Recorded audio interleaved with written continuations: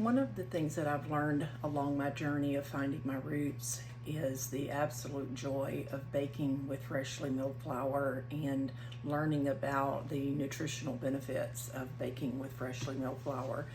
Tonight I'm getting ready to mix up pizza dough. It's Monday night and we're planning on having pizza on Wednesday night. So I'll mix it up tonight. I'll get it put in the refrigerator, and on Wednesday night we'll take it out about 3 o'clock in the afternoon to come to room temperature, and then we'll have dough ready for pizza for supper. I'm going to take you on my journey of milling this flour, getting the dough mixed up, and I'll give you a link in the description below to the recipe that I use. It's from Monique over at Lovely Bell Bakes. Since I've discovered her pizza dough recipe, we have had pizza at least every week for several months now. We're not tired of it yet, so here we go. The first thing I do before starting a recipe is pull out all of my ingredients. For this pizza dough, we're going to use hard white wheat, a little bit of olive oil, a little bit of honey, Redmond's real salt, and even though most recipes I use call for instant yeast, I use active dry yeast and I've never had any problem with it. So I've got two different scales here. One of them's for weighing my heavier ingredients like my wheat, and the other one is more of a micro scale that is good for weighing small amounts like the yeast and the salt. And once I get the flour milled, I'm going to pour, probably put the olive oil and the honey directly into the flour, but I'll decide that once I get to that point. So I'm going to turn on my scale and make sure that the unit is on grams. In my recipe for a 14-inch pizza dough calls for 275 grams of hard white wheat. I don't know if you can see that or not.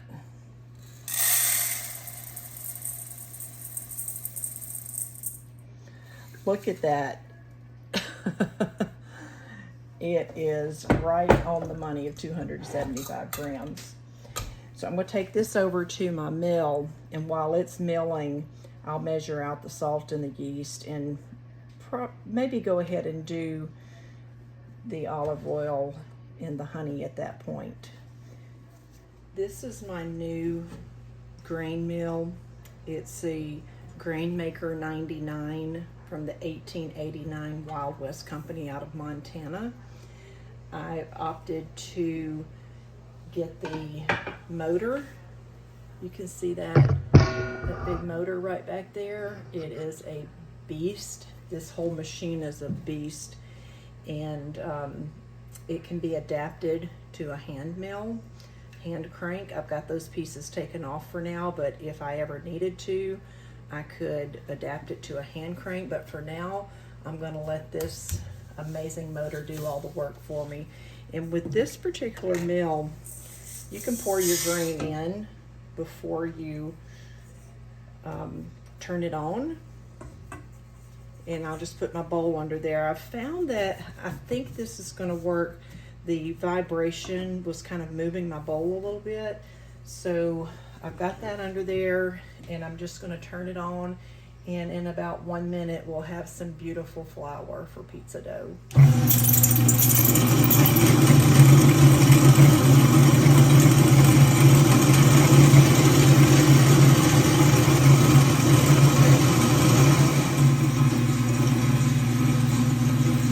You can hear how the sound just changed. The grain ran out and it has stopped milling anything. It's still turning, but there's nothing in there to be milled.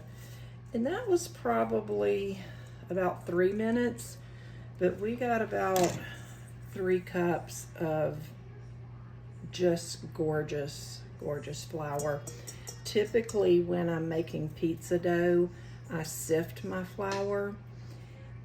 I'm not going to sift this. I think it is such a fine quality that I will not have to sift it at all. We have a reverse osmosis faucet on our kitchen sink. I hope you can see this well, but I'm going to run 225 grams of water into my measuring cup, and we'll get this dough going.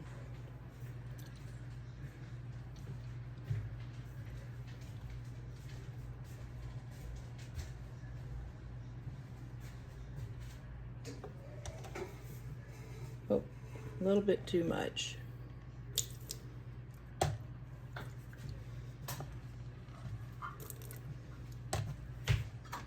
Close enough, 223 grams. Typically, while my grain is milling, I'm measuring my other ingredients, but since this mill is new to me, I wanted to just watch it and keep an eye on it. And so I'm back over here. I'm in two separate areas of my kitchen. We may do some reorganizing at some point, but so in my little small scale, I'm going to measure out 6 grams of salt. This is Redmond real salt. I don't know if you can see that. It's still got a lot of the minerals in it. We really like it. Occasionally you'll feel just a little bit of the grit from the minerals, but I'm good with that. I put it in my water, use it for everything. So 6 grams of salt. I got just a little smidge over 6 grams. I'm good with that. I'm gonna go ahead and dump that in my flour.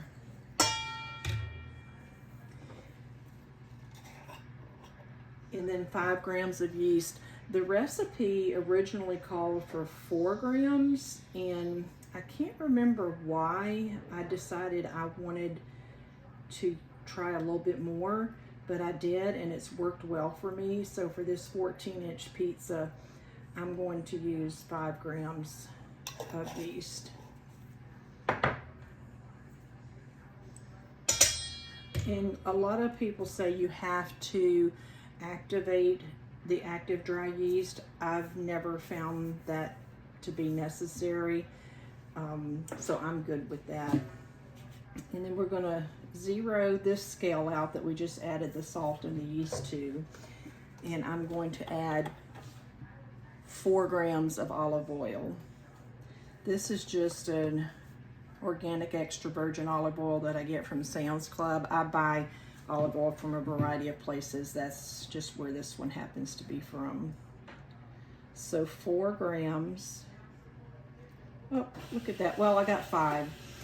Supposedly, the lower the amount of the oil that you put in your pizza dough, the more that fluffy, chewy texture that you get. So, well, look, my scale, it keeps going back between 4 and 5. This one probably would have been more accurate, but we're going with this big one. And I'm going to clear that out. And I'm going to add 14 grams of honey. This is a bottle that I fill. We buy our honey locally from a lady that has a stand at the end of her driveway. She works completely on the honor system, and she said she's never had anybody do her wrong. So we like to support her and buy her honey. So 14 grams of honey. Then we're going to need 225 grams of water. The original recipe called for 206 grams, and I worked with the recipe and tweaked a few things and felt like I wanted a higher hydration dough for this pizza, and the 225 grams of water is working well for me. I'm going to be kneading my dough in my Anchor Shroom mixer. I'm one of those crazy people who names some of their favorite appliances. This one is named America Jane, after my great-great-great-grandmother, America Jane Gentry. We're just going to dump all of those ingredients in here and get it set up. Typically, I would mill my flour right into this bowl, but with the motor added to the mill that I have, this doesn't fit under there. I may eventually tweak that to accommodate this bigger bowl.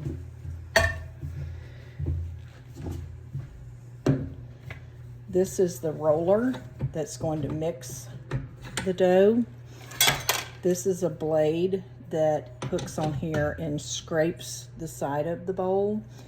I usually start it on low speed. Most of the time when I'm kneading dough, I leave it on a low speed and just turn it on, get it started.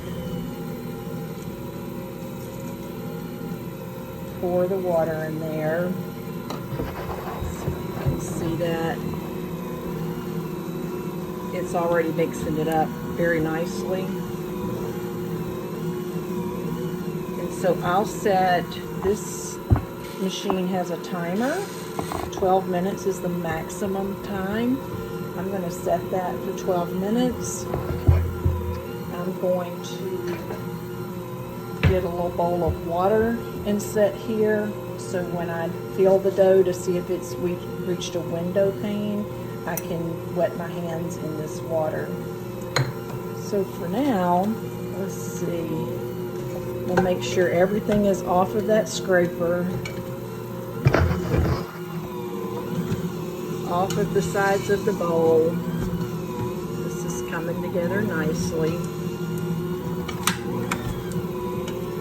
And I'll let it knead for about 12 minutes. It usually takes more than that, but at 12 minutes we'll come back and see what it looks like. I just want to come back and show you that here's my bowl of, well, I'm learning how to do this. This is only my second video. My bowl of water with a scraper that fits the sides of this mixer. And periodically I'll come in and my hand gets in the way. I'll scrape the dough off of that scraper that is on the sides there. Just kind of make sure everything's getting incorporated. But this is a wonderful mixer that you can kind of just let it do the work while you're working on other things. You don't want to completely leave it unattended because it is an electric piece of appliance, and I've heard people say that they've had disasters by going off and leaving them unattended for an extended period of time. So we hang in the kitchen while it's working, and other things that I can be doing. You see how it's learning how to work this camera, how it kind of gets broken apart and then it kind of comes back together. As the flour absorbs more of the water, it'll become just more of a cohesive ball. Okay, it's been 12 minutes of kneading, and I'm going to test this for window pane. If you don't know what window pane is, it's where you take your dough. Hopefully I don't get in the way of this. This is just gorgeous. And you kind of stretch it, and if you can see through it, like looking through a window without it breaking, you're at window pane. Now, normally it takes about 20 minutes with this mixer to get to window pane, but with the new mill and milling that flour very, very fine, I would venture to say this is like that, what is it, 00 or 000 flour that you buy specifically for pizza. I would say that that mill has milled it that fine.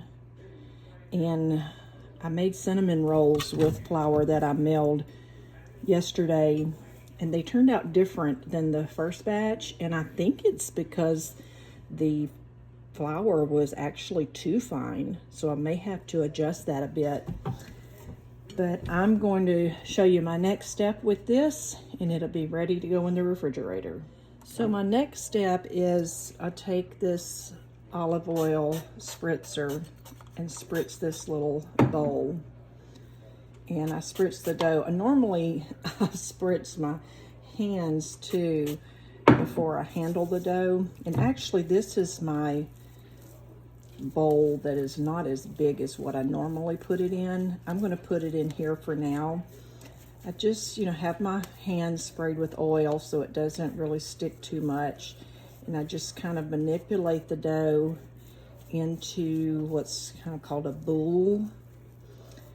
And I sit it in that oiled bowl. Spray it with some more olive oil. And put the lid on. This goes into the refrigerator, but I am going to have to transfer this to a larger bowl because even though it'll be in the refrigerator and cold, it will start rising because of the yeast that's in it. But my goal is to ferment this dough at least 48 hours before I use it. So Wednesday afternoon about 3 o'clock, my husband will take this out and sit it on the counter. And when I get home, it'll be ready to spread out to make the pizza. And I will pick back up with y'all then and show you the finished product. I went ahead and grabbed another bowl out of the cabinet that's bigger. This one doesn't have a lid, but I'm going to show you what I do to remedy that particular situation. So I'm going to spray this bowl really good with the olive oil. I'm going to take the dough out of this bowl. Look, it's already starting to rise and get some bubbles. That's some gorgeous dough right there. So I'll put that in there, and I buy these shower caps from Walmart. They're like 15 in a pack for 99 cents or something ridiculously cheap like that. And so I'll put the shower cap over it. And because I don't feel comfortable that it's got a tight enough seal on it, I'll grab a rubber band out of my drawer, one of these big rubber bands like you get on the head of broccoli or something like that, and I'll put it around there. And I'm comfortable with that being a pretty good seal to put that in the refrigerator so it doesn't dry out. Both the sweet hubby and I forgot to take the dough out of the refrigerator at least an hour ahead of time so it could start coming to room temperature. So it's about 83 degrees here, so I don't think it's too hot for me to set this outside. It's going to sit out here. I've got somebody guarding it for me, but he won't be out here for long. That's Elvis. I'm going to leave it out here to warm up a little bit, and I'll take this cover off and show you what it looks like when I bring it back inside and get ready to put the pizza together. Once my dough has warmed up just a little bit, I'll be ready to spread it out on this peel. I'll put some parchment paper on there.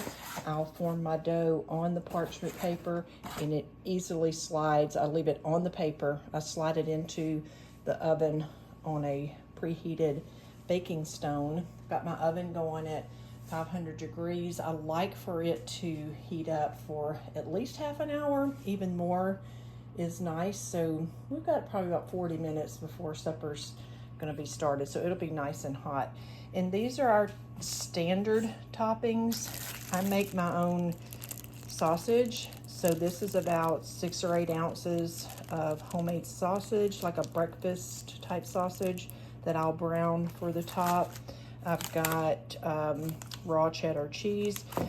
We don't even put mozzarella on our pizza anymore. This cheese is so smooth that we don't even miss the mozzarella cheese.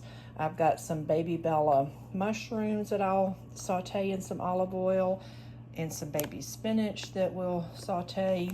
I've got garlic. I put, depending on how big the cloves are, 5 or 6 cloves of garlic. I don't chop.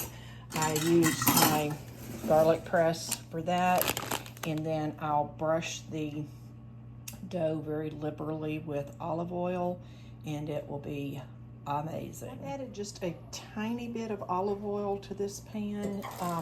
Really don't need much, if any, because this particular batch of sausage was pretty fatty, which makes for a much more moist sausage.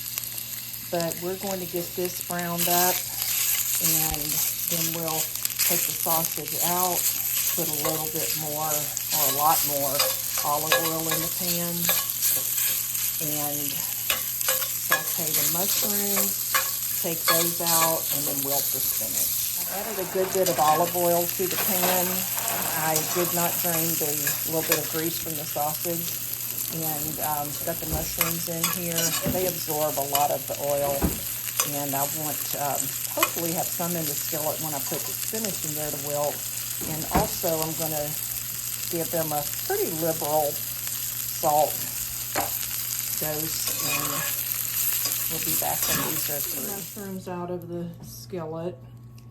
They're not really limp. They still have just a little bit of body to them. So they'll be cooking in the oven for about 4 minutes. I've added a little bit more olive oil to the skillet. This is my cast iron skillet, one of my favorites to cook in. And I've got a good bit of spinach here. I tend to never put enough, and you know, spinach wilts like crazy. So I'm gonna add a pretty good bit in here. I don't think it'll be too much. We like a lot of spinach and a lot of mushrooms on our pizza. I think the sweet hubby likes the mushrooms more than he does the sausage. So I'm gonna just kind of let that sit on very low heat and let it start to wilt. Just kind of stir it gently while it's doing that. It won't take long at all. That took about 1 minute. Ideally, I would like to not have those big stems on there. This is a different brand of spinach than we normally get, and it had pretty big stems. And I'll probably take some of those bigger stems out. I'll get my scissors and just quickly snip some of those bigger stems. Next, I'm going to peel this garlic, and this is 1, 2, 3, 4, 5. That's not nearly enough. Probably 6, 7, 8. The size of those, I think, one more. 9 cloves of garlic. I keep my garlic stored in this little pottery pot, I guess you would call it. I found this at the thrift store one day, and it was just so pretty. It was only $1, and I thought, well, I'll take it home and I'll figure out what it is. And I was thinking maybe you keep garlic in it or something. And when I looked up this word across there, that's German for garlic, and it works amazingly well. It's not only pretty, it really works well to keep the garlic fresh longer. So I'm just going to peel each of these. Just taking my knife. Sometimes I'll use a bigger knife, but this one probably works fine for getting them crushed, and it kind of breaks the skin on them. You can easily peel it off. Then I'll take this knife and get the rest of the peels off. I found that put a lot of garlic on this pizza. It's an olive oil based pizza. We've found that we both prefer it over the tomato base with the toppings that we like to put on it, and put a lot of garlic on it, and so far I haven't put too much. So we're gonna see if these 9 cloves might be too much this time. I doubt it, because it looks like about the same amount that I put. You know, of course, they're various sizes. There's that big one, you know, that's a lot of different sizes there. So I'm gonna get this garlic peeled, and I'll be back to show you what I do with my garlic press. Okay, if you don't have one of these, if you're doing a good bit of garlic like this or even more, it's so much easier than having to mince it all. You put your cloves in here and then press them. I'll show you how to do that. And you can put more than one clove in at a time for sure. I've got 3 in there. And I'm just going to press it, and you can see the garlic coming out. Sometimes I need my right hand to do that, to get it out real good. Then you just scrape it off in your bowl. It doesn't get 100% of it, but I just kind of scrape it down, put a little bit more in there, and press again.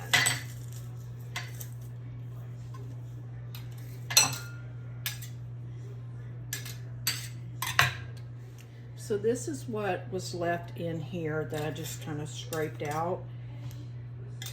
And if you see, this has these little grooves on it, teeth, prongs, whatever you want to call them. If you have a lot stuck in there, you can turn it over and those go into the holes and push out anything that's left. So I'll just kind of make sure this is cut up into not anything really big. I'm not crazy about getting a real big chunk of garlic on my pizza. And then I'll add that in there. And we've got a bunch of garlic to go on that pizza. Now your garlic skins, onion skins. If you're using organic garlic and onions, don't throw these away. Well, you might want to throw them away. You might not be making bone broth like I do. I have a freezer bag that I keep in my freezer, and a lot of my scraps go in there. These are loaded with flavor and nutrition, so I'll just add them to my scrap bag, and when it's full and I get enough bones and I want to make bone broth, I've got all this good stuff to go in there. I put carrot peels in there, celery, you name it. So we're going to grate this cheddar cheese, and I think you probably don't need to see how I do this, but I thought I would just show you. I use a box grater and set it in a bowl, and I grate about 8 ounces for a 14-ounce pizza. So I went outside and got the pizza dough. Take this handy little shower cap off, and I reuse these. Anytime I've used one, you can feel there's condensation that's kind of gathered in there. I turn it wrong side out. Well, there is no right or wrong. To the side that I can rinse that under really hot water. I'll hang it over a spoon in the dish drain, and it's dry in no time. And I get a lot of use out of those. So normally I oil my hands when I'm handling dough. In fact, I think I will do that. Got this spritzer bottle. Got it at Sally's Beauty Supply. It's your really fine mist of the oil. You don't need to oil the parchment paper because it's naturally non-stick. Well, it's not naturally. It's coated with silicone, if I understand correctly. I'm not real happy about that, but it is what it is. And I cut a lot of things out of our lives, and this is one that I haven't really found a good replacement for it yet. I've tried the cornmeal on the peel, and the cornmeal burns when it gets in the 500-degree oven. So I'll just put the pizza dough on here, and I'll kind of start in the center and just press it out towards the edges. And it doesn't have to be perfectly round. You could make it square, you could make it oblong, whatever you want your pizza to look like. To me, it's just kind of easy to go ahead and press it out in a circle.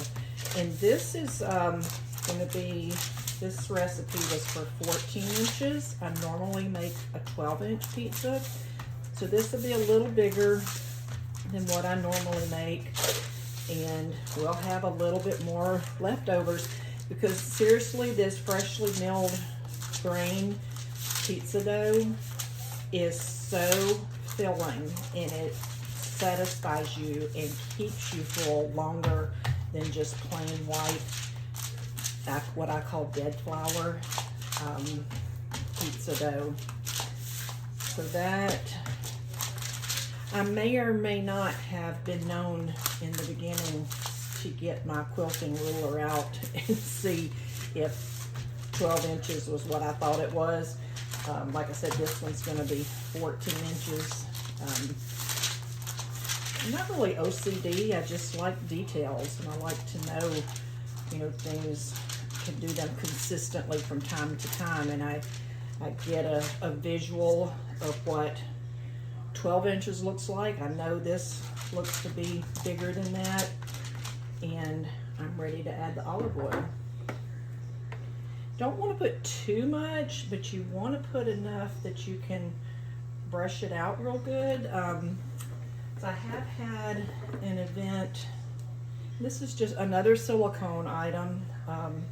What do? I guess I could use a boar's hair paintbrush or something, but I have been known to put too much olive oil on my pizza dough, and it ran off the edges and smoked really bad, set off the fire alarm. The monitoring company called to check on us, or our neighbor, who is a retired fire chief and still monitors things, called to check on us. So I'm pretty careful now about how much olive oil I put on the pizza dough. And then I'm going to just dump the garlic on there, and take your hands or a spoon or whatever you want to use and spread that garlic out all the way around, as far to the edges as you want. Some people don't really like a crust, so they put their toppings all the way to the edge so you don't have that crust. We both do like to get a crust with our pizza, and just like that, that's all spread out. This pizza is going to bake in a 500-degree oven on a pizza stone. That's as hot as my oven would go. Otherwise, I'd be baking it even hotter than that. The higher the temperature you can bake it, the fluffier and chewier your crust is going to be. So 500 degrees is it for me. And if I were to put this pizza dough in there just like it is, it would start bubbling up and rising, and it'd have big, you know, risen areas on it. And when I got ready to put my toppings on, they wouldn't stay. They would roll off of those bubbles. So what I do is, you don't want to put all of your toppings on, because the more you put on, the harder it is for your dough to bake. So I put at least the sausage on there, and I just spread it out and get it pretty close to those edges. I don't want it all the way to the edge.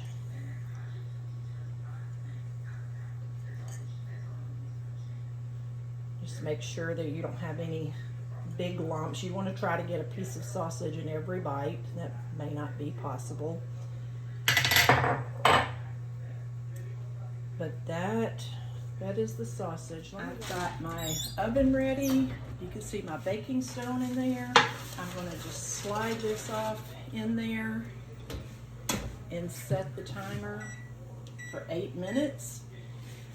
When that timer goes off, I'll add the rest of the toppings and put it back in there for another 4 minutes. While I'm waiting, I've cleaned up my dishes over there, and I'm enjoying a little bit of cranberry water kefir, homemade. I'll tell y'all more about that later. Okay, there's the timer. It's the end of the 8 minutes. We're going to take this out. It's already looking amazing. And I found that that parchment paper doesn't really get hot enough that I can't just reach in and get it. See that big bubble right there? That's what I was talking about earlier. I didn't have enough toppings on that area.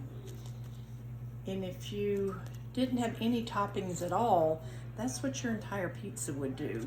So this is looking good. We're going to take it over and put the rest of the ingredients on, and then back in the oven for 3 to 4 minutes. So I've got my pizza over here. I'm going to add the mushrooms. I'm glad that did that with that area so I could show y'all what I was talking about, baking your crust without anything on it. You need that weight. So get those mushrooms on there. And good bit of spinach. Try to spread that around good bits. We can probably won't get a bite in every bite of spinach in every bite, but we got a good bit to go around. And again, I don't want to overload it because it does still need some time to bake.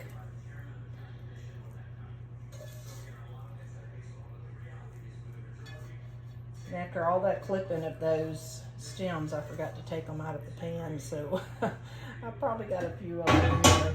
And the cheese, I said earlier that I probably put about 8 ounces of cheese on there. I think that's exaggerating a bit. It's probably more like about 2.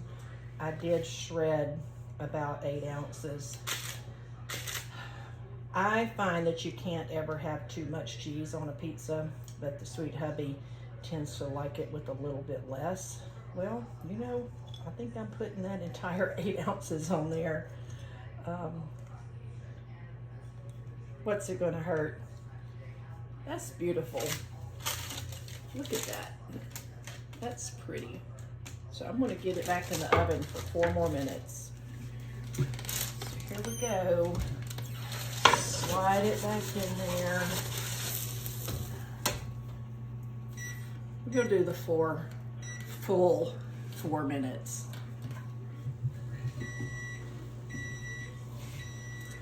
Okay, our 4 minutes is up. Let's get this beauty out of here. That is gorgeous. Look at that. See, I've got the pizza over here on the counter. It's a little bit darker. It's not burned by any stretch of the imagination. That's a nice crispy crust. But what a mess I made there trying to show y'all the underneath. That's okay. We're getting ready to eat it. What I'll do now is I'll leave it on this pizza peel and I'll go ahead and cut it. And once it's cut, I'll transfer it over to that cooling rack. I don't know if you can see this wire rack right here. So it doesn't get soggy sitting here with all of the heat that's coming off of this hot pizza. I'll take it off of the parchment paper. I just kind of hold on to that with my thumb and slide it onto the cooling rack. Not for long though, because we like to eat it while it's nice and hot. And I want to let it cool just a second if I can. Remember, this is the first time I've made this particular recipe with the flour milled from my new grain mill that milled it much, much finer than I'm used to getting. So let's see if I can pick this up and show you a side view. It's probably not much, I don't know, that's pretty fluffy on that crust. Sweet hubby said it sure does smell good. I think I'm gonna give it a try. What do you think? Let's see if we can do that. If it's not too hot.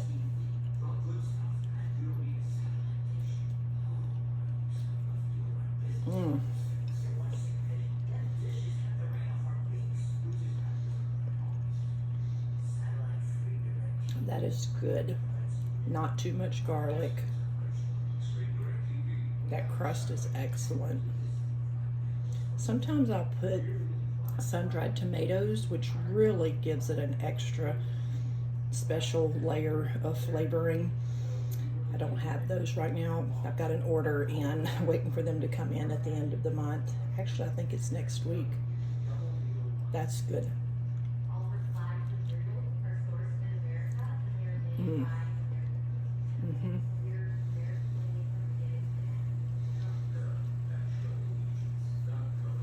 I'm finding my roots with freshly milled flour. I'm back. I'm taking another bite before I even make my plate up. This is seriously good. Mm. Can you see the bottom of that?